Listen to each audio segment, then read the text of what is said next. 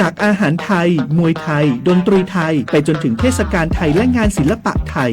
วันนี้ซอฟต์พาวเวอร์ทั้ง 14 สาขากำลังส่งพลังครั้งใหญ่ไม่ใช่แค่ผลักดันวัฒนธรรมสู่ระดับโลกแต่คือฟันเฟืองสำคัญที่ขับเคลื่อนเศรษฐกิจไทยให้ก้าวไปข้างหน้าสร้างโอกาสสร้างอาชีพกระจายรายได้สู่ชุมชนและพี่น้องประชาชนโดยตรงเปลี่ยนต้นทุนทางปัญญาให้กลายเป็นสินค้าวัฒนธรรมนำผลกำไรสู่ประเทศซอฟต์พาวเวอร์ไทยเศรษฐกิจกินได้เพื่อชีวิตที่ดีขึ้นของคนไทยทุกคนสำนักงานประชาสัมพันธ์ที่ 3 กรมประชาสัมพันธ์แกลองปะกลิ่นหอมเหมือนขนมหวานที่สำคัญไม่เหม็นเอาเปล่าหยุดเลยนะแกรู้ปะว่าในนั้นน่ะนิโคตินเพียบเลยนะนิโคตินในบุหรี่ไฟฟ้ามันทำลายสมองส่วนการเรียนรู้นะแกยิ่งสูบสมาธิยิ่งสั้นความจำก็แย่ลงแถมยังเสี่ยงเป็นโรคปอดอักเสบเฉียบพลันอีกจริงดิแต่ควันมันก็ไม่เหม็นแถมไม่มีกลิ่นติดตัวด้วยโอ๊ยถึงไม่มีกลิ่นติดตัวแต่สารเคมีโลหะหนักเพียบสูบแล้วเหนื่อยง่ายออกกำลังกายหรือซ้อมเต้นแป๊บเดียวก็หอบและเสียสุขภาพหมดอย่าให้บุหรี่ไฟฟ้ามาทำลายอนาคตและสุขภาพของคุณฉลาดเลือกฉลาดใช้ชีวิตไม่ตกเป็นเหยื่อบุหรี่ไฟฟ้าด้วยความปรารถนาดีจากสำนักงานประชาสัมพันธ์ที่ 3 กรมประชาสัมพันธ์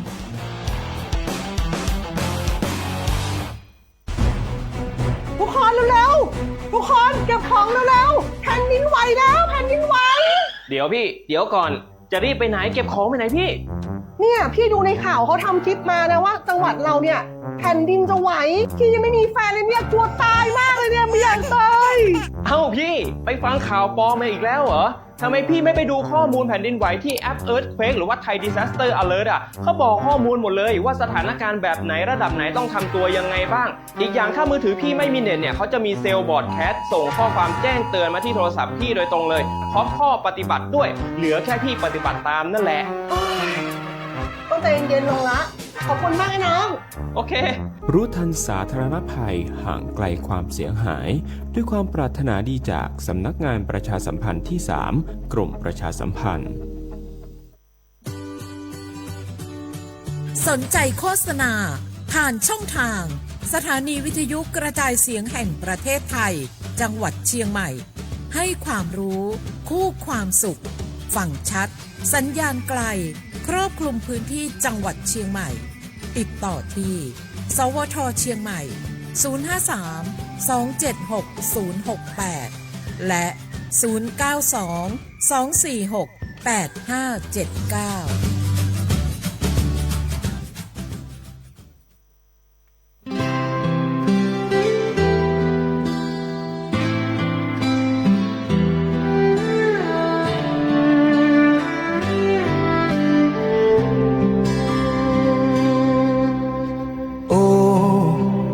วันที่ฟ้ามนแผ่นดินปวดร้าวเหมือนดาวดวงแก้วได้ลาลับจากฟ้า24 ตุลาคมที่ผ่านมาน้ำตาไทยหลั่งทั่วลาเมื่อทราบข่าวเสียงสำนักพระราชวังอ่านประกาศความเศร้าหัวใจปวงชนชาวเราก็พลันแหลกสลายพระแม่ของแผ่นดินที่เปรียบดังสายฝนทรงอุทิศตนทุ่มเทเพื่อลูกไทยตามเสด็จพระผู้บานบุกป่าฝ่าดงไปไม่มีเหน็ดเหนื่อยพระไทยแม้ต้องตรากตรำโครงการป่ารักน้ำสารศิลปาชีพให้คงอยู่หัตถกรรมพื้นบ้านเชิดชูให้โลกรู้คุณค่าผ้าไหมแพรวาสวยงามจากหยาดเหงื่อและน้ำตาทุกโครงการที่ทรงทำมาคือ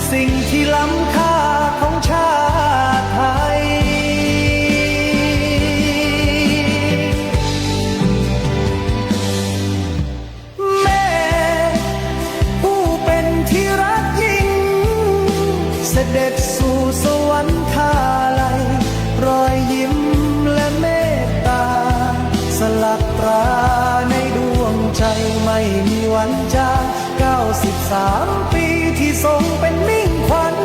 เป็นความหวังลูกไทยวันนี้ถึงมีน้ำตาแต่จะเดินตามรอยทางที่พระแม่ทรงสร้างเอาไว้ จะรักษาไว้ตลอดไป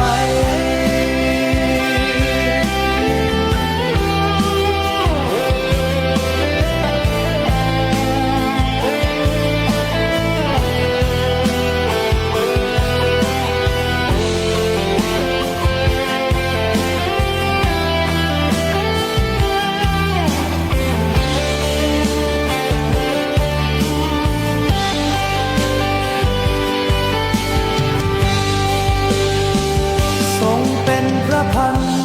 ปีหลวงเป็นแม่ของลูกทุกคนหยาดพระเศรษฐโที่หล่นทุกหยดเพื่อปวงประชาพระเมตตาไม่มีสิ้นสุดไม่มีแม้ซึ่งเวลาแม่ผู้ให้ชีวิตให้แสงนำทางตราบชั่วนิรันดร์แม่ผู้เป็นที่รักยิ่งเสด็จสู่สวรรคาลัย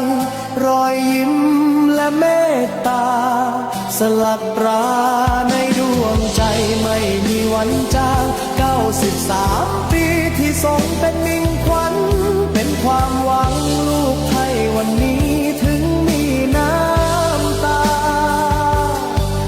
แต่จะเดินตามรอยทางที่พระแม่ทรงสร้างเอาไว้ จะรักษาไว้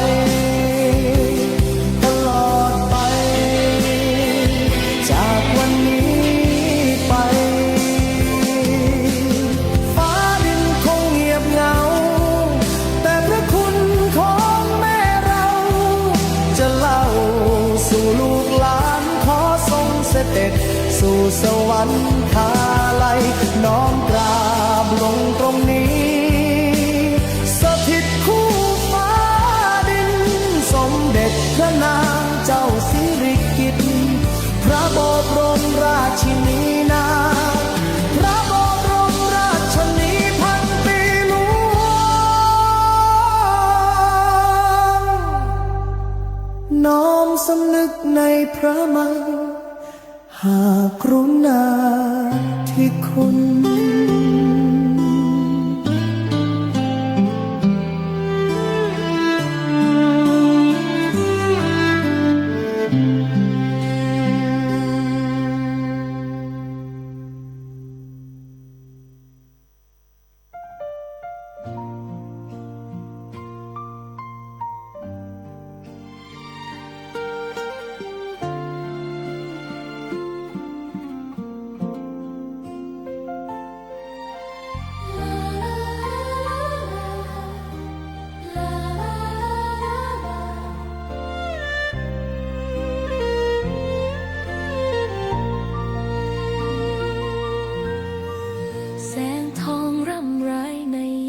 อุตสา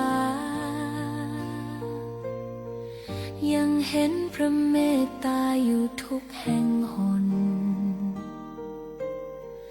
น้ำพระทัยฉโลมใจคนทั่วพื้นแผ่นดินยังอบอุ่นรอยยิ้มพระพักตร์ยังส่องแสงในดวงใจไทยไม่ลืมเสียงสายลมแผ่วเบาเหมือนเอ่ยคำปลอบว่าพระองค์ยังอยู่ใกล้ขอกราบแทบบาทด้วยรักนิรันดร์น้ำตาหลั่งพลันจากใจคนไทยแม้เสด็จสู่ฟ้าไกลแต่ ยอยู่ในแผ่นดินนี้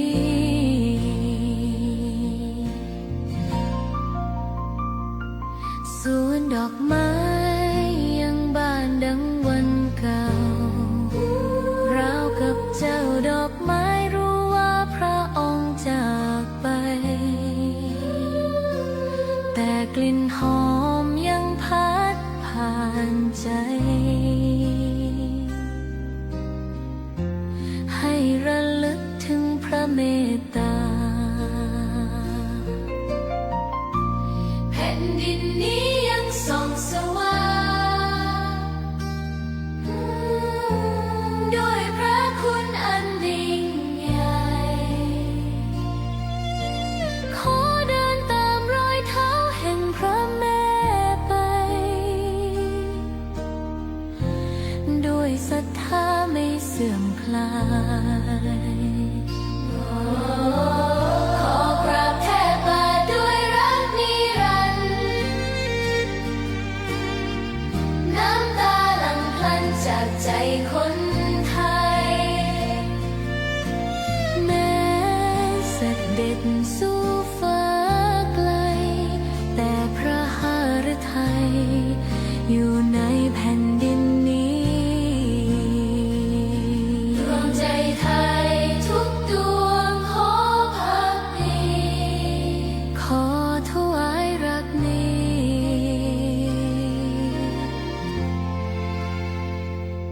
นิรันดร์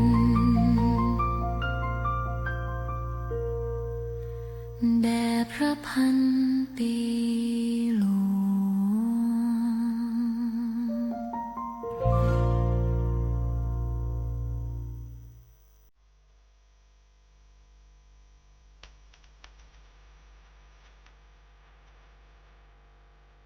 เกาะติดข่าวสารทันเหตุการณ์ในพื้นที่ ด้วยข้อมูลที่เป็นกลางกับทีมข่าว สวท.เชียงใหม่ ติดตามได้ในมองเชียงใหม่ ทางสถานีวิทยุกระจายเสียงแห่งประเทศไทย จังหวัดเชียงใหม่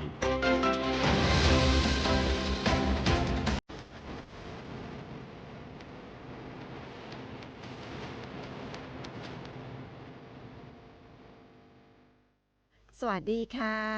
ต้อนรับคุณผู้ฟังเข้าสู่รายการมองเชียงใหม่เพราะเชียงใหม่มีเรื่องให้มองมากกว่าที่คิดร่วมจับประเด็นร้อนฟังเรื่องราวใกล้ตัวกับพวกเราทีมข่าวสวท.เชียงใหม่ค่ะเจอกันแบบนี้เป็นประจำในทุกวันจันทร์ยาวจนถึงวันศุกร์หลังเคารพธงชาติแบบนี้เจอกับเรา2คนทีมข่าวสวท.เชียงใหม่ค่ะมาพร้อมกับข่าวสารหลากหลายประเด็นนำมาฝากคุณผู้ฟังในรายการมองเชียงใหม่ทักทายคุณผู้ฟังที่ติดตามพวกเราผ่านทางคลื่น FM 93.25 เมกะเฮิรตซ์แห่งนี้และคลื่น 98 เมกะเฮิรตซ์ของสวท.เชียงใหม่เราค่ะกรมประชาสัมพันธ์และคุณผู้ฟังที่ติดตามพวกเราผ่านทางแฟนเพจ Facebook สวท.เชียงใหม่ PRD กันด้วยนะคะทักทายทุกเสียงทุกสายที่ช่วยเราจัดรายการกันด้วยค่ะสำหรับเช้านี้เช้าวันพฤหัสบดีที่6เดือนสิงหาคมพุทธศักราช2569ค่ะอยู่กับดิฉันพิมลกันเดชาชัยค่ะผมคมสันคำวงครับค่ะมาพร้อมกับข่าวสารหลากหลายประเด็นนะคะกับเรื่องราวข่าวสารที่เกิดขึ้นในพื้นที่ของจังหวัดเชียงใหม่กันด้วยคุณผู้ฟังวันนี้มาตามสัญญาแต่อย่าเพิ่งโทรนะคะ มาตามสัญญาสำหรับการแจกเสื้อค่ะ730ปีต้องบอกคุณผู้ฟังก่อนว่าเราบอกกี่ตัวนะมี2ตัวเราเป็นคนมีคู่เราเป็นคนมีคู่มีแค่2ตัวเท่านั้นมี2ตัวเท่านั้นดูเชนวาตรงหน้าฉันดีเลย2ตัวเท่านั้นค่ะคุณผู้ฟังแล้วก็ขอจะบอกว่าไม่มีไซส์ให้เปลี่ยนนะคะ2ตัวนี้เป็นไซส์ XL คือไซส์ที่คุณคมสันใส่อยู่ไซส์ XL ใช่ไหมคะใช่ครับเป็นที่คุณคมสันใส่เป็นไซส์ XL นะคุณผู้ฟังมี2ตัวเท่านั้นแล้วจะบอกว่าเปลี่ยนไซส์ไม่ได้เปลี่ยนอะไรไม่ได้เลยเป็นไซส์ XL 2ตัวค่ะสำหรับใครตัวเล็กก็ต้องใช้อะไรนะ ใช้กิฟหนิบ ใช้กิฟหนิบ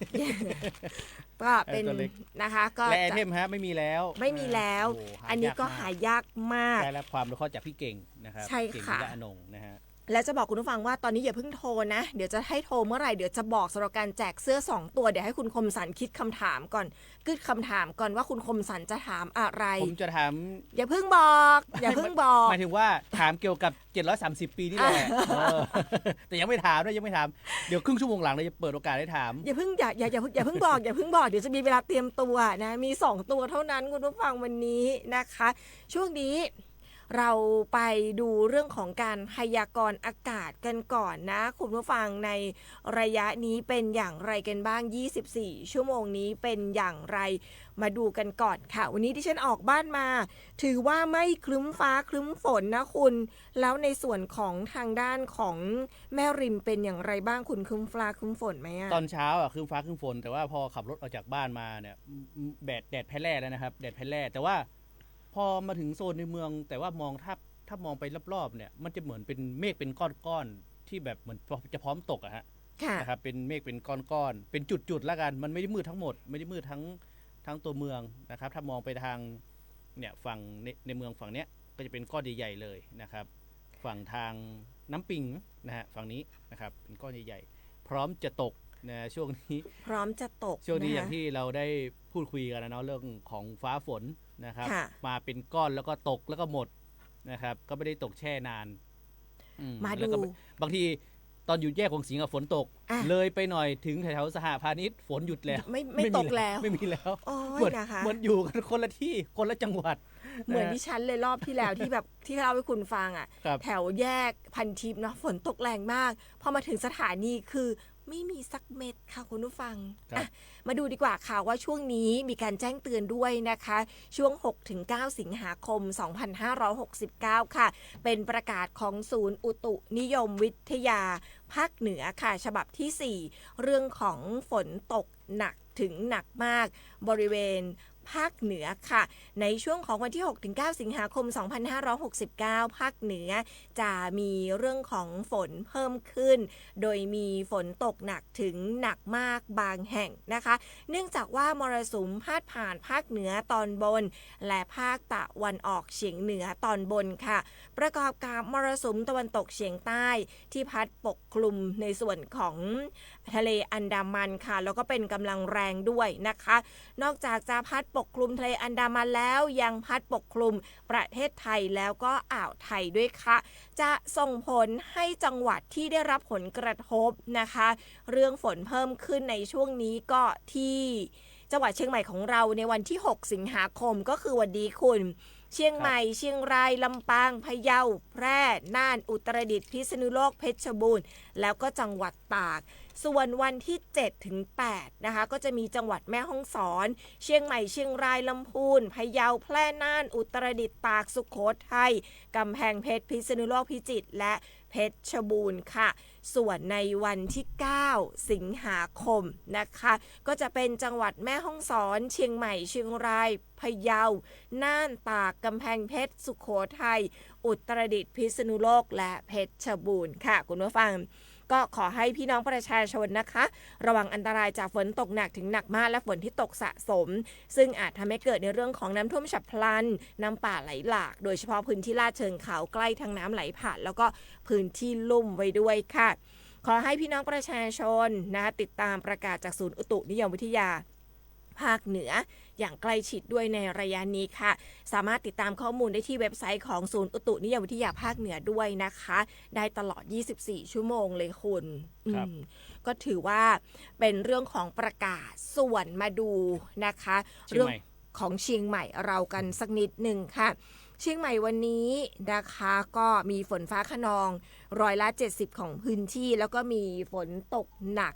บางแห่งด้วยค่ะอุณหภูมิต่ำสุดอยู่ที่24องศาเซลเซียสค่ะอุณหภูมิสูงสุดอยู่ที่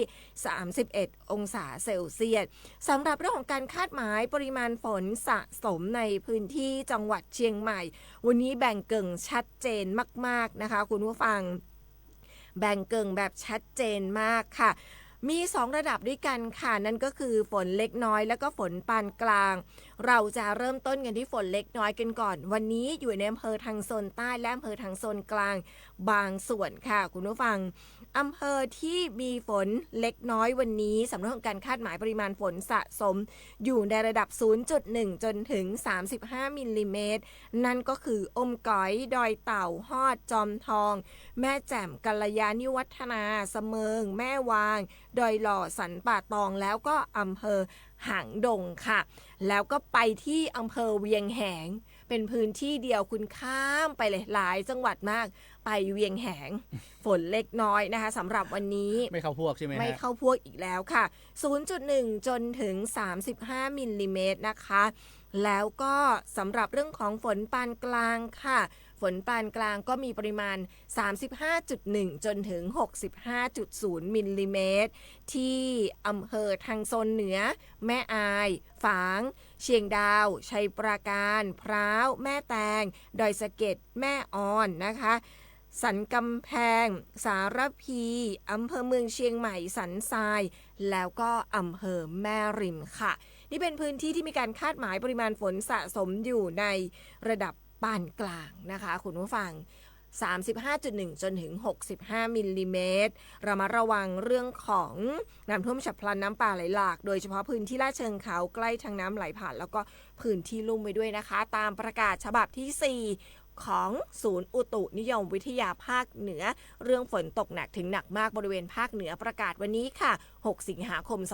2569ในช่วง6โมงเช้าคุณครับก็จริงๆแล้วเดี๋ยวค่อยมาคุยกันนะเพราะว่าเชียงใหม่ได้มีการประกาศแล้วเหมือนกันนะครับเรื่องของการเฝ้าระวังนะครับมาดูตลอดทั้งสัปดาห์กันสักนิดหนึ่งครับตลอดทั้งสัปดาห์เนี่ยฝนเยอะเลยทีเดียวนะครับ170ของพื้นที่นะครับมีฝนน้อยกว่าเพื่อนอีกแค่วันเดียวเองที่น้อยก็คือแค่160ของพื้นที่นะครับไม่ใช่ว่าแค่ก็ถือว่าเยอะอยู่นะครับ160ของพื้นที่ในวันอาทิตย์ที่9นะครับสิงหาคม2569ส่วนวันอื่นๆนะครับตั้งแต่วันนี้นะครับยาวจนถึงวันอังคารนะครับ170ของพื้นที่นะครับก็อย่างที่พี่เอบอกไปก็คือคนที่อยู่ใกล้กับใกล้ทางน้ำไหลผ่านนะครับพื้นที่ลุ่มต่ำหรือว่าที่ลาดเชิงเขาจุดที่อาจจะมีน้ำท่วมซ้ำซากหรือว่ามีน้ำขึ้นอยู่บ่อยครั้งนะครับต้องเตรียมความพร้อมนะครับระมัดระวังรวมถึงติดตามข้อมูลข่าวสารจากหน่วยงานในพื้นที่แล้วก็ทางศูนย์อุตุนิยมวิทยาในช่วงนี้อย่างใกล้ชิดนะครับอันนี้ไปไหนๆก็พูดถึงเรื่องนี้แล้วไปติดตามกันสักนิดหนึ่งครับเรื่องนี้ครับทางด้านท่านผู้ว่าราชการจังหวัดเชียงใหม่นะครับได้สั่งการทุกหน่วยงานนะครับให้เตรียมพร้อมรับมือนะครับเรื่องของภาวะจากฝนตกหนักในช่วงวันที่6ถึง8ก็คือตั้งแต่วันนี้นะครับไปจนถึงวันที่8สิงหาคม2569ครับโดยกำชับให้เฝ้าระวังและเตรียมความพร้อมเข้าช่วยเหลือประชาชนตลอด24ชั่วโมงนะครับทางด้านนายรัฐพล นราธิศรผู้ว่าราชการจังหวัดเชียงใหม่นะครับท่านได้เปิดเผยถึงสถานการณ์ที่ได้ติดตามนะครับข้อมูลข่าวสารนะครับจากสภาพภูมิอากาศจากศูนย์อุตุนิยมวิทยาภาคเหนือนะครับซึ่งพบว่าในช่วงวันที่6ถึง8สิงหาคมนี้นะครับภาคเหนือมีแนวโน้มจะเกิดฝนตกหนักถึงหนักมากบางแห่งเนื่องจากร่องมรสุมพาดผ่านภาคเหนือตอนบนและภาคตะวันออกเฉียงเหนือตอนบนและมรสุมตะวันตกเฉียงใต้กำลังแรงนะครับซึ่งจะทำให้จังหวัดเชียงใหม่นะครับซึ่งก็ถือว่าเป็นอยู่ในพื้นที่หนึ่งนะครับที่คาดว่าจะได้รับผลกระทบจากฝนตกหนักอาจมีความเสี่ยงเกิดน้ำท่วมฉับพลันน้ำป่าไหลหลากน้ำล้นตลิ่งน้ำท่วมขังและดินโคลนถล่มโดยเฉพาะพื้นที่ลาดเชิงเขาใกล้ทางน้ำไหลผ่านและพื้นที่ลุ่มซึ่งตอนนี้เนี่ยท่านผู้ว่าราชการจังหวัดเชียงใหม่ได้สั่งการไปยังนายอำเภอทุกอำเภอองค์กรปกครองส่วนท้องถิ่นทุกแห่งและหน่วยงานที่เกี่ยวข้องครับให้เฝ้าระวังและติดตามสถานการณ์ระดับน้ำอย่างใกล้ชิดโดยเฉพาะพื้นที่ที่มีฝนตกสะสมต่อเนื่องพร้อมรายงานข้อมูลแบบเรียลไทม์ตลอด24ชั่วโมงเพื่อประเมินสถานการณ์และแจ้งเตือนประชาชนได้อย่างทันท่วงทีนะครับตอนนี้อย่างที่บอกไปช่วงนี้นะครับท่านใดที่อาจจะไปเที่ยวนะครับแหล่งท่องเที่ยวธรรมชาติน้ำตกถ้ำแล้วก็พื้นที่ที่ใกล้ลำน้ำและเชิงเขาเนี่ยหากประเมินสถานการณ์แล้วเกิดความเสี่ยงหรืออันตรายเนี่ยหรือถ้ามีการประกาศจากเจ้าหน้าที่นะครับขอให้นักท่องเที่ยวและประชาชนเนี่ยปฏิบัติตามคำแนะนำของเจ้าหน้าที่อย่างเคร่งครัดนะครับในช่วงนี้สำหรับท่านใดที่อาจจะเป็นสายท่องเที่ยวนะครับแหล่งธรรมชาตินะครับแต่ว่าต้องบอกคุณผู้ฟังก่อนนะว่ายังคงเที่ยวได้นะคะสำหรับ จังหวัดเชียงใหม่ของเราในช่วงฤดูฝนแบบนี้แต่ว่าอย่างที่คุณคมสันบอกค่ะว่าต้องเชื่อฟังนะคะคำแนะนำของเจ้าหน้าที่ผู้ดูแลสถานที่ท่องเที่ยวนั้นๆไม่ว่าจะเป็นเรื่องของถ้ำเนาะคุณเนาะเรื่องของน้ำตกเพราะว่าทางเจ้าหน้าที่เนี่ยเขาจะอยู่ตามจุดต่างๆซึ่งเขาจะเห็นเรื่องของน้ำจากยอดดอยจากต้นน้ำไหลลงมาเพราะฉะนั้นเนี่ยเขาก็จะมีการแจ้งเตือน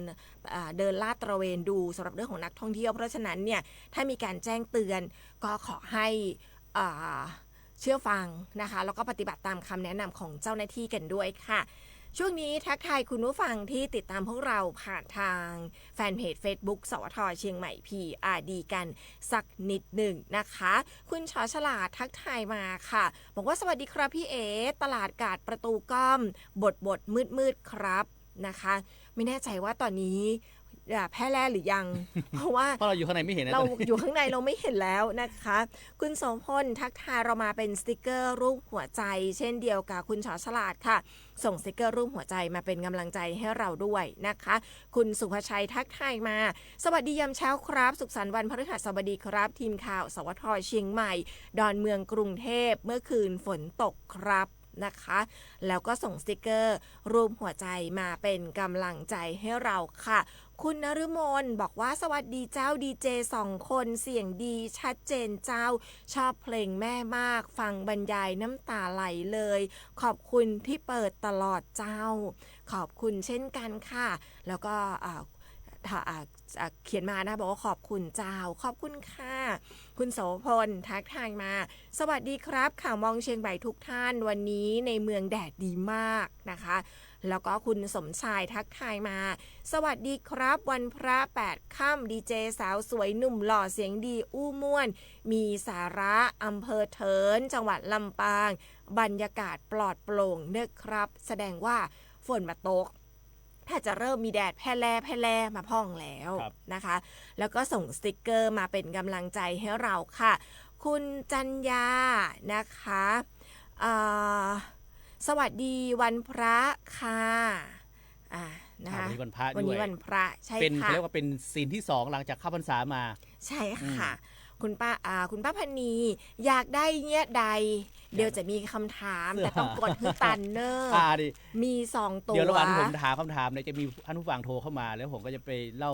ข่าวให้ฟังในระหว่างที่พี่รับสายเนาะแล้วก็ขอเบอร์โทรติดต่อนะจะได้ส่งพร้อมกันทีเดียวเลยส่งพร้อมกันทีเดียวแต่ตอนนี้อย่าเพิ่งโทรมานะคุณผู้ฟังเดี๋ยวเอจะเอาเดี๋ยวให้พี่เอยกหูออกก่อนเดี๋ยวตอนนี้ฉันยังไม่ได้ยกหูนะแต่ว่าเริ่มเนี่ยเดี๋ยวฉันจะวางกลับไปนะคะแต่ตอนนี้ยังไม่ได้ยกหูออกก็ช่วงนี้โทรมายังไม่ได้เสื้อนะเดี๋ยวรอสักครู่ค่ะ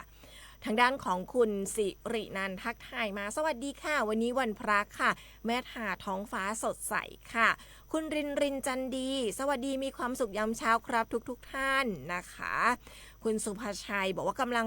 รับฟังแชร์ข่าวสารดีๆรายการมองเชียงใหม่แล้วครับขอบคุณค่ะน้องต้นน้ำปรมินค่ะส่งสติกเกอร์รูปหัวใจมาเป็นกำลังใจให้เราคุณสุภาชัยส่งสติกเกอร์เยี่ยมมานะคะคุณสุทธิศักดิ์ค่ะสวัสดีครับทีมข่าวเสียงดีเช้านี้คลึมนิดหน่อยตอนนี้มีแดดแล้วที่เชียงใหม่เวลาฝนตกบางทีตกเป็นหย่อมจริงค่ะตกเป็นหย่อมแล้วบางหย่อมก็คือหนักมากแล้วพอพ้นมานิดเดียวเองค่ะ ไม่มีเลยนะคะคุณป้าพนีถามแล้วว่าตะวาฟั่งไปไหนละอู้บัตตันลารายการไปเลยนะคะคือต้องบอกก่อนว่าบางทีถ้าฟังจากแฟนเพจ Facebook สวทเชียงใหม่ PRD เนี่ยอาจจะมีเรื่องของสัญญาณดีเลย์คือตอนนี้ก็คือพอลารายการเสร็จแล้วเนี่ยเอก็จะพยายามหันไปดูว่าในส่วนของ Facebook ไปถึงไหนแล้วพยายามจะกดออกหลังจากลารายการแล้วนะคะแต่ว่าใช่ค่ะแต่ว่าอาจจะมีบางจุดที่สัญญาณอาจจะดีเลย์เกินจากที่เอเห็นอะไรอย่างเงี้ยนะคะต้องขออภัยด้วยเหมือนกันนะคะสำหรับในส่วนผู้ที่ติดตามรับฟังพวกเราผ่านทางแฟนเพจ Facebook สวทเชียงใหม่ PRD นะคะคุณสาธรค่ะบอกว่าสวัสดีครับขอให้เชียงใหม่ได้มรดกโลกครับคือจริงๆแล้วอย่าว่าแต่คนเชียงใหม่เลยดิฉันว่าคนทุกภาคในประเทศไทยก็ลุ้นให้เชียงใหม่เป็นเมืองมรดกโลกนะคุณผู้ฟังเพราะว่าจะกลายเป็นมรดกโลกที่มีชีวิตแห่งแรกของโลกเลยแหละ ใช่ครับนะคะ แล้วก็บอกว่าที่นนทบุรีเมื่อวานมีฝนเล็กน้อยค่ะวันนี้ฝนยังไม่ตกนะคะอุณหภูมิเนี่ย29 องศาค่าฝุ่นเป็นสีฟ้าขอให้สุขภาพดีมีความสุขทุกท่านชอบฟังรายการเรานะคะขอบพระคุณค่ะคุณน้อยก็ส่งสติกเกอร์รูปหัวใจมาเป็นกำลังใจให้เราเช่นเดียวกับคุณสิริพรค่ะส่งสติกเกอร์รูปหัวใจมาเป็นกำลังใจให้เราคุณสุคนค่ะทักทายมาสวัสดีเจ้าสันปะตองมีแดดออกเจ้าส่งสติกเกอร์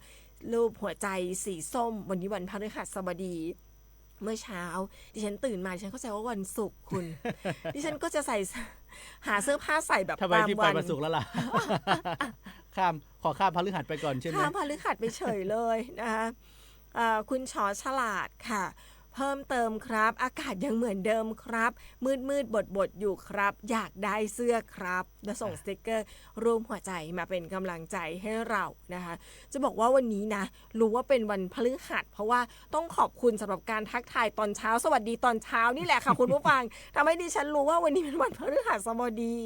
หลายท่านก็จะมีทักทายตอนเช้าบอกให้เรารู้ว่าวันนี้เป็นวันอะไรอันนี้ก็คือข้อดีของการสวัสดีตอนเช้านะคุณผู้ฟังคือไม่งั้นดิฉันนี่หลงไปวันศุกร์เรียบร้อยแล้วนะคะแล้วก็คุณพงศักดิ์ทักทายมาบอกหวัดดีครับ2 คนเสียงดีนะคะวันนี้ทักทายคุณผู้ฟังในช่วงแรกของรายการกันก่อนค่ะสำหรับในช่วงเช้านี้นะคะเราไปติดตามข่าวสารดีๆจาก PEA กันก่อนดีไหมคุณแล้วเดี๋ยวกลับมาเนี่ยดิฉันก็จะเริ่มยกหูออกตอนที่เราคุยกันท่วงต้นสักนิดหนึ่งแล้วก็เดี๋ยวให้คุณถามคำถามแล้วดิฉันก็จะรับสายนะคะอ่ะช่วงนี้ไปในช่วงของสิ่งดีๆจาก PEA กันก่อนค่ะช่วงสิ่งดีๆจาก PEAสำหรับสิ่งที่ดีจาก PA วันนี้นะครับ PA เนี่ยจริงๆแล้วเรื่องนี้เนี่ยเป็นเรื่องที่ PA เนี่ยทำมาอย่างต่อเนื่องตั้งแต่ปี 2564 ครับเรื่องนี้ก็คือเรื่องที่ PA หรือว่าการไฟฟ้าส่วนภูมิภาคนะครับร่วมกับ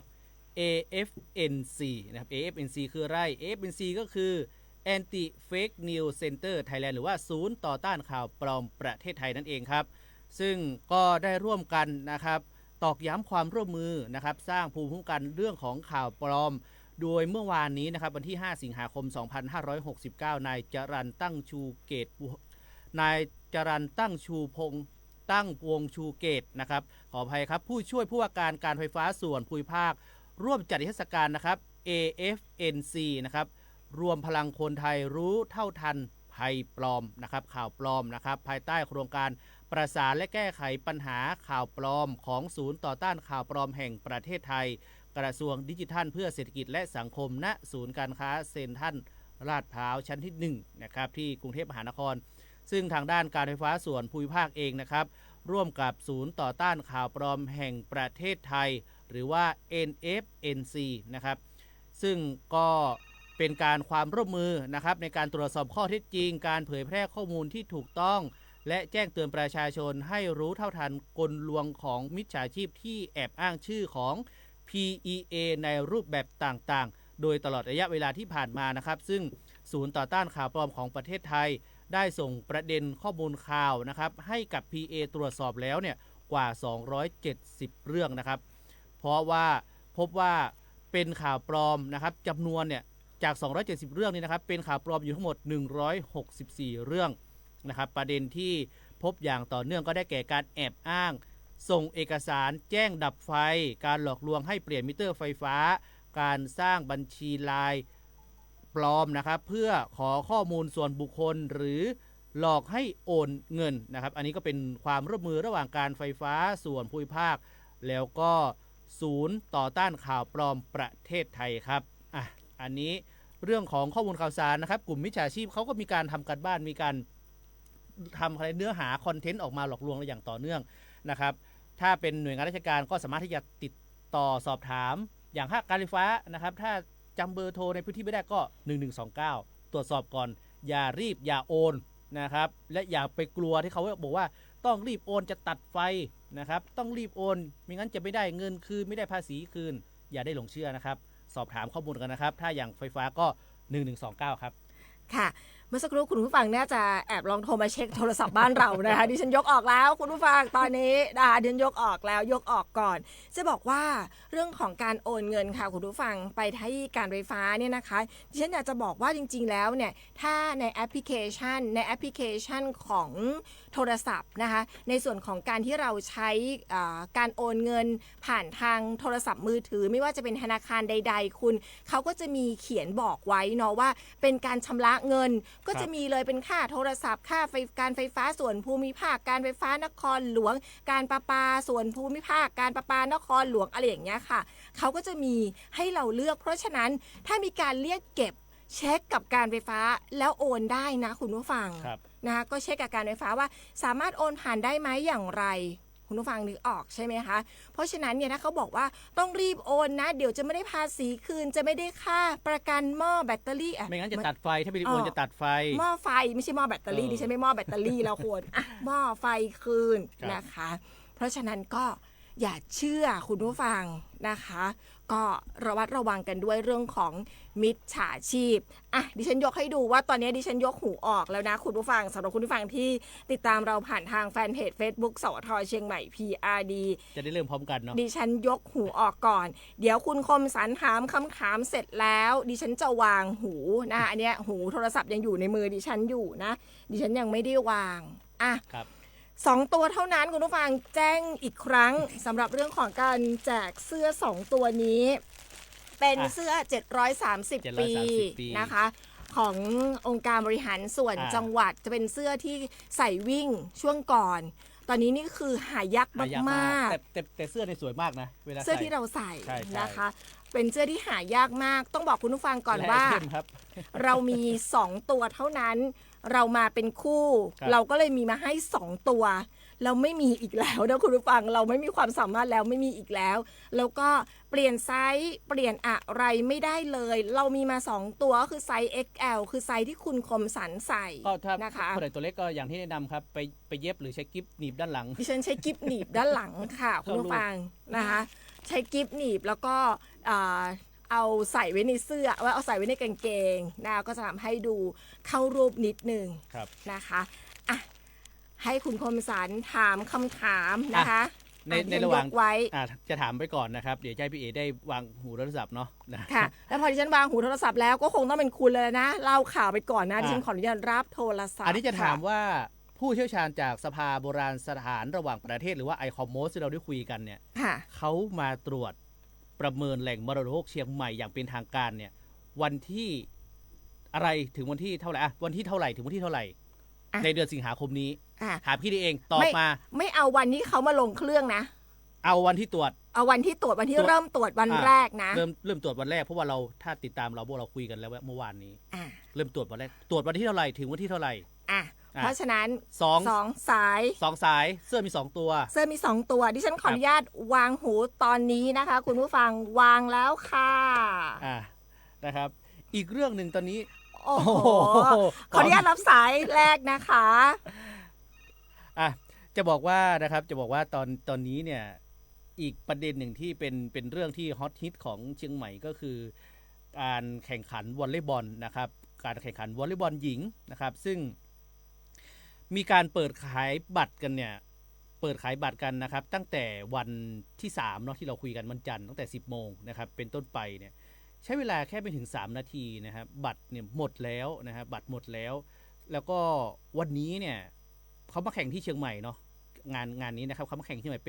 เป็นรายการการแข่งขันวอลเลย์บอลนะครับวอลเลย์บอลหญิงนะครับโดยเป็นรายการแข่งขันนะครับ BYD DMI นะครับ 6 CV Club นะครับ CV Cup นะครับณสนามสมโพธิเชียงใหม่700 ปีนะครับโดยก็ถือว่าได้รับการตอบรับจากแฟนรายการหรือว่าแฟนกีฬานะครับอย่างล้นหลามเลยทีเดียวอย่างที่บอกไปนะครับเปิดขายวันแรกไม่ถึง3นาทีเนี่ยหมดแล้วนะครับ 2,000 กว่าใบนะครับแล้วก็ตอนนี้มีการเปิดขายนะจะเปิดขายวันนี้เวลา 9 โมงนะครับอันนี้เป็นแบบออฟไลน์นะที่บอกไปคือเป็นแบบออนไลน์ขายวันที่3นะครับ 10 โมงนะครับไม่ทันเท่าไหร่ก็หมดไปแล้วนะครับแต่ว่าวันนี้เนี่ยจะเปิดขายแบบออฟไลน์นะครับออฟไลน์เนี่ยเริ่ม วันพฤหัสบดีเนี่ยวันที่6วันนี้นะครับ9 โมงเป็นต้นไปนะครับเขามีแข่งอยู่3วันคือ7 8 9 3วันเนี่ยเขาขายบัตรเนี่ยวันละ 2,000 ใบนะครับ 2,000 ใบก็คือ7 2,000 ใบ8 2,000 ใบ9 2,000 ใบรวม3วันนี้ก็ 6,000 ใบนะครับแต่ว่า1คนเนี่ยสามารถซื้อตั๋วเข้าชมได้2วันนะครับวันละ1ใบก็คือซื้อตั๋วได้สมมติซื้อวันที่7ก็ได้วัน7กับ8นะครับ2วันนะฮะแต่ว่าจะต้องแสดงบัตรประจำตัวประชาชนให้เจ้าหน้าที่ตรวจสอบนะครับพร้อมกับชำระเงินนะครับพร้อมกับชำระเงินก็ท่านใดที่อาจจะพลาดนะครับจะพลาดจากตรงนี้เนี่ยก็สามารถที่จะรับชมนะครับมีการถ่ายทอดสดทุกแมตช์การแข่งขันในผ่านช่องวัน31หรือว่าแอปพลิเคชันวันดีก็ได้นะครับแล้วผมไปดูในFacebook นะครับของทางด้านองค์การบริหารส่วนจังหวัดเชียงใหม่เนี่ยเขาไปกันตั้งแต่มืดอ่ะนะครับตั้งแต่น่าจะ4 ตี 5แต่ว่าเจ้าหน้าที่ก็ไม่ยอมแพ้เจ้าที่เขาก็ไปตั้งแต่มืดเหมือนกันนะครับเจ้าที่ที่จะจำหน่ายบัตรคือตอนนี้เดิมเนี่ยที่บอกว่าจะขายบัตรกันที่อบจเนี่ยตอนนี้เปลี่ยนสถานที่นะครับขายบัตรไปอยู่ที่สนามกีฬาสมโภช700 ปีนะครับโดยโปรแกรมการแข่งขันนะครับโปรแกรมการแข่งขันของรายการฟุตบอลวอลเลย์บอลนะครับวอลเลย์บอลเนี่ยมีอยู่3วันด้วยกันนะครับคือวันศุกร์ที่จะถึงนี้นะครับวันพรุ่งนี้นะฮะวันพรุ่งนี้วันที่7นะครับบ่ายโมงเนี่ยอินโดนีเซียพบเวียดนามครับ4 โมงครึ่งฟิลิปปินส์พบไทยนะครับวันเสาร์ที่8 สิงหาคมบ่ายโมงเวียดนามพบฟิลิปปินส์แล้วก็4 โมงครึ่งไทยพบอินโดนีเซียวันอาทิตย์ที่9ครับบ่ายโมงฟิลิปปินส์พบอินโดนีเซียแล้วก็4 โมงครึ่งไทยพบเวียดนามนะครับตอนนี้บัตรที่กำลังหากันเป็นถือว่าเป็นแรไอเทมนะตอนนี้ก็คือวันที่9นะครับเขาจะไปดูไทยกับเวียดนามนะครับแต่ว่ารอบที่ผ่านมาเนี่ยที่ไปแข่งที่เวียดนามเนี่ยนะครับไทยก็เก็บชัยชนะได้ทั้ง3สนามนะได้ทั้ง3แมตช์นะแต่ตอนนี้ก็ถือว่าเป็นมารักษาแชมป์นะครับที่ประเทศไทยนะครับโดยเฉพาะจังหวัดเชียงใหม่เนี่ยเป็นจังหวัดเชียงใหม่เป็นเจ้าภาพนะครับรอบนี้นะครับเลือกที่สนามกีฬาสมโภชเชียงใหม่700 ปีนะฮะเดี๋ยวก็จะเริ่มขายกันแล้วเหลืออีก10กว่านาที14 นาทีอีกนะครับ14 นาทีค่ะแต่ตอนนี้เสื้อ2ตัวของเรานะคะเรียบร้อยหมดแล้วผู้โชคดีเป็นใครเอ่ยคุณผู้โชคดีเป็นคุณสาวสันทรายบอกว่าป้าไม่ได้นอนทั้งคืนเลยน้องเอ๋เจ้าป้าไปนั่งท่องแจงว่าต้องเป็นโปรดกี่แจงมีวัดอะไรอย่างพ้องครับนะคะไปท่องมาหมดเลยนะคะสรุปแล้วเอาคำตอบค่ะคุณคมสารคำตอบก็คือที่ผมถามไปว่ามีการตรวจประเมินเนี่ยตั้งแต่วันที่เท่าไหร่ถึงเท่าไหร่เนาะมีการตรวจตั้งแต่วันที่4ถึงวันที่8แต่ว่าจริงๆกรรมการเข้ามาถึงวันที่3แต่3ตอนค่ำนะครับแล้วก็มีการเขาเรียกว่าปฐมนิเทศหรือการเปิดไปเนี่ยเมื่อวันที่4ตอนเช้านะครับ4 5 6 7 8จะเป็นสรุปนะคะอีกท่านหนึ่งคือคุณลือเดชค่ะบอกว่าเป็น FC เราฟังทางวิทยุนะคะอยู่ที่หางดงอยู่หนองแก้วค่ะคุณนะคะบอกว่าดีใจที่ได้เสื้อก็เลยบอกว่าเสื้อมีแค่2ตัวเท่านั้นเราไม่มีแจกอีกแล้วนะคะส่วนท่านที่ตอบเล่นเกมกับเราไปในช่วงก่อนหน้านี้นะคะที่เป็นสบู่กับในส่วนของถุงผ้าดิฉันจะส่งให้พร้อมกันนะคะเพราะว่ารอแจกเสื้อก่อนเพราะว่าต้องรอเสื้อมาก่อนสำหรับเดือนนี้นะคะหมายถึงว่าเดือนกรกฎาคมนะคะก็อาจจะยาวเลยมาต้นสิงหาสักนิดหนึ่งเดี๋ยวในช่วงกลางสิงหาอาทิตย์ที่ผ่านมาเป็นติดวันหยุดหลายวันพี่เอ๋ใช่ในช่วงของกลางสิงหาอาจจะมีแจกอีกสัก1 รอบนะคะแต่ว่าเดี๋ยวรอบนี้ส่งให้ในสัปดาห์นี้นะคะน่าจะได้ในช่วงของต้นสัปดาห์หน้านะคะคุณผู้ฟังสำหรับเสื้อมี2ตัวเท่านั้นจะบอกว่าแบบอยู่ในถุงแล้วอาจจะไม่สวยนะคุณผู้ฟังแต่ใส่ออกมาแล้วสวยจริงๆก็อยากแกะให้ดูแล้วแต่ว่ากลัวพับเลยไม่เหมือนเดิมดิฉันไม่กล้าแกะเลยนะคะขอบพระคุณทุกท่านที่ติดตามรับฟังรายการมองเชียงใหม่ของเราก็ยังคงมีเรื่องของหวานเล็กๆน้อยๆมาแจกเรื่อยๆแล้วกันนะคะขออนุญาตแจ้งข่าวสารสักนิดนึงค่ะทางด้านของน่าจะเป็นเพจค่ะทำหมันหมาฟรีเชียงใหม่ไม่มีค่าใช้จ่ายทักทายมาในแฟนเพจ Facebook สวทเชียงใหม่ PRD นะคะสวัสดีทักทายเรามานะคะบอกว่ารับทำหมันหมาฟรีเชียงใหม่ไม่มีค่าใช้จ่ายใดๆนะคะฝากด้วยนะครับจะรบกวนนิดนึงค่ะพิกัดนะคะพิกัดแล้วก็อาจจะเป็นช่องทางการติดต่อเนาะใช่ค่ะจะได้ฝากท่านผู้ฟังด้วยจะได้ฝากท่านผู้ฟังด้วยก็ขอบพระคุณมากๆค่ะก็ คือการทำหมันหมาเนาะคุณก็ลดเรื่องของหมาจรจัดไปเยอะเลยก็ ใช่ครับ เป็นอีกหนึ่งเรื่องที่ช่วยในเรื่องของสังคมด้วยขอบพระคุณมากๆค่ะ แล้วก็คุณละไมค่ะ คุณยายบอกว่าสวัสดีเจ้ายายเข้าดูมองเชียงใหม่บ่ได้ตั้งแต่วันอังคาร และตอนนี้เข้าได้แล้วเจ้าขอบพระคุณค่ะ ครับ เมื่อสักครู่น้องช่างเทคนิคมาปรับให้อยู่นะคะ ยังไงคุณยายเข้าได้ไม่ได้ทักทายมาแจ้งมาได้นะคะ ขอบพระคุณสำหรับการรับฟังติดตามแล้วก็ช่วยเราเช็คสัญญาณด้วย คุณจัญญาป้าแมวถามว่าเสื้อไม่มีจำหน่ายหรือคะเสื้อไม่มีจำหน่ายแล้วค่ะเป็นเสื้อที่ใช้ใส่วิ่งในช่วงก่อน ครับ คุณต่ายบอกว่าต้องไปรอแต่ตีสามตอนรอรับเสื้อนะคะตั้งแต่ตีสาม ตอนนี้ผมว่าคนไปซื้อบัตรก็คือตอนนี้สู้มาสู้กลับหมายถึงว่าคนไปรอซื้อบัตรเข้าบัตรอะไรนะวอลเลย์บอลนะครับเขาก็ไปกันแต่มืดเหมือนกันแต่ไปดูภาพข่าวแล้วตอนเนี้ยเจ้าหน้าที่เขาไปกันแต่มืดเหมือนกันนะครับไปเตรียมความพร้อมนะครับสู้มาสู้กลับนะครับ ก็มาลุ้นว่าท่านใด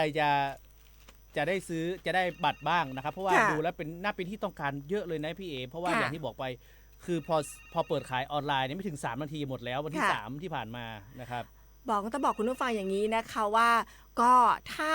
ไม่สามารถซื้อได้ก็อย่าลืมค่ะดูผ่านทางโทรทัศน์ได้นะคะทางช่องวัน31แล้วก็แอปพลิเคชันวันดีดิฉันขออนุญาตรับโทรศัพท์สักนิดนึงเผื่อจะเป็นทางด้านของเรื่องของทำหมันสุนัขนะคะขออนุญาตนิดนึงค่ะอย่างที่คุณจัดยาถามมาเนาะว่าเสื้อที่เราแจกไปไม่มีจำหน่ายนะครับเป็นพอดีเสื้อตัวนี้เป็นเสื้อ730 ปีตอนนั้นจะเป็นการรณรงค์นะครับเรื่องของเชียงใหม่สู่มรดกโลกนะครับเป็นเสื้อที่ระลึกจากงานวิ่ง730 ปีนะครับเชียงใหม่มรดกโลกนะครับซึ่งก็จัดขึ้นเมื่อวันเสาร์ที่23 พฤษภาคม 2569 ที่ผ่านมาที่อบจ.นะครับอย่างที่คุณต่ายดิสเกตบอกไปว่าไปรอรับเสื้อกันตั้งแต่ตี 3 ตี 4นะครับเสื้อตัวนี้นะครับก็ตอนนี้ก็เห็นท่านผู้ฟังว่าอยากได้ก็เลยหามาได้นะได้รับการสนับสนุนจากองค์การบริหารส่วนจังหวัดเชียงใหม่แล้วก็พี่เก่งนะครับเป็นผู้ประสานงานมาให้นะครับก็ได้มาแค่2 ตัวเองนะคะได้2 ตัวจริงๆนะเมื่อสักครู่คุณผู้ฟังบอกว่าอย่าลืมโทรหาป้านะป้าตอบรอบที่แล้วได้บอกได้ค่ะเดี๋ยวเอโทรกลับนะเพราะว่าพี่จดรายละเอียดไว้หมดแล้วจดไว้หมดแล้วนะคะก็จะมีรายละเอียดแล้วก็พิมพ์ไว้ด้วยนะคะว่าใครอยู่ที่ไหนอย่างไรตอบมาอย่างไรนี่พิมพ์ไว้หมดแล้วไม่ต้องเป็นห่วงใครตอบคำถามกับได้ของรางวัลแน่นอนแต่ว่าเราจะส่งเดือนละประมาณ2 ครั้งอาจต้องขออนุญาตนิดนึงเพราะว่าหลังจากจัดรายการแล้วเนี่ยพวกเรา2 คนก็จะไปหัวปักหัวปั๊มกันอยู่หน้างานข่าวแล้วก็กลับมาเย็นๆอาจจะบางทีเย็นเกินบางทีไม่สามารถจะโทรหาได้ก็ต้องขออภัยด้วยตอนนี้เช้านี้เนี่ยมีงานนอกอยู่3 งานใช่ค่ะมีงานนอกอยู่3 งานรอแล้วพอคือออกจากรายการ9 โมงปั๊บนี่ต้องรีบออกจริงๆแล้วงานเขาเริ่ม9 โมงนะคะก็เดี๋ยวยังไงใกล้ส่งยังไงเนี่ยเดี๋ยวโทรเช็คทุกท่านสำหรับเรื่องของขวัญเรื่องของรางวัลอย่างแน่นอนนะคะก็น่าจะได้ในช่วงของต้นสัปดาห์หน้าเดี๋ยวส่งให้ภายในสัปดาห์นี้นะคะอ่ะคุณป้าพันนีบอกว่าโทรบัตรตันเสียดายนะคะ8:52 นาทีค่ะเราจะไปขออนุญาตไปเรื่องของเศรษฐกิจภาวะเศรษฐกิจแล้วก็การเงินภาคเหนือไตรมาส 2กันสักนิดหนึ่งค่ะเมื่อวานนี้มีการแถลงนะคะภาวะเศรษฐกิจแล้วก็การเงินภาคเหนือไตรมาสที่2ปี2569โดยนายนัทลุมพิกานนท์ผู้อำนวยการธนาคารแห่งประเทศไทยสำนักงานภาคเหนือค่ะบอกว่าเศรษฐกิจภาคเหนือไตรมาสที่2คือไตรมาสก่อนหน้านี้ตอนนี้เนี่ยเราเข้าสู่ไตรมาสที่3นะคะต้นไตรมาสที่3แล้วนะคะก็มีการปรับลดลงจากไตรมาสที่1จากราคาพลังงานแล้วก็ค่าครองชีพที่สูงขึ้นเป็นปัจจัยกดดันกำลังซื้อแล้วก็ความเชื่อมั่นค่ะส่งผลให้เรื่องของการบริโภคหดตัวโดยการใช้จ่ายในหมวดสินค้าอุปโภคบริโภคหมวดพลังงานแล้วก็หมวดบริการลดลงอย่างที่บอกจะด้วยเรื่องของราคาสินค้าที่เพิ่มสูงขึ้นแต่ก็ได้มาตรการกระตุ้นของภาครัฐค่ะทั้งโครงการเรื่องของไทยช่วยไทย plus แล้วก็การเพิ่มวงเงินบัตรสวัสดิการแห่งรัฐด้วยนะคะที่ ทำให้เรื่องของการบริโภคในช่วงปลายไตรมาสเนี่ยอาจจะเพิ่มขึ้นเล็กน้อยการท่องเที่ยวลดลงค่ะทั้งนักท่องเที่ยวชาวไทยแล้วก็ชาวต่างชาติจากค่าใช้จ่ายเดินทางที่ปรับเพิ่มขึ้นค่ะโดยเฉพาะนักท่องเที่ยวชาวไทยลดลงมากเลยแต่ว่าชาวต่างชาติเนี่ยลดลงเล็กน้อยเพราะว่าเราได้นักท่องเที่ยวชาวจีนเพิ่มขึ้นในช่วงของวันหยุดยาวในช่วงของวันแรงงานค่ะรายได้ของพี่น้องเกษตรกรเนี่ยหดตัวต่อเนื่องจากด้านของราคาโดยเฉพาะเรื่องของราคาข้าวเปลือกเจ้ายังหดตัวการผลิตภาคอุตสาหกรรมหดตัวค่ะหลังการผลิตน้ำตาลเนี่ยเร่งไปมากในช่วงไตรมาสก่อนประกอบกับการผลิตเครื่องดื่มลดลงตามกิจกรรมในภาคบริการแล้วก็ภาคการท่องเที่ยวนะคะขณะที่ผลิตชิ้นส่วนแล้วก็อุปกรณ์อิเล็กทรอนิกส์เนี่ยขยายตัวตามความต้องการสินค้าเทคโนโลยีที่ยังมีต่อเนื่องการลงทุนภาคเอกชนเนี่ยทรงตัวค่ะในระดับต่ำโดยหมวดก่อสร้างมีการเร่งซื้อวัสดุก่อสร้างก่อนปรับขึ้นราคาตามต้นทุนพลังงานขณะที่หมวดเครื่องจักรและอุปกรณ์ลดลงนะคะการใช้จ่ายภาครัฐขยายตัวค่ะ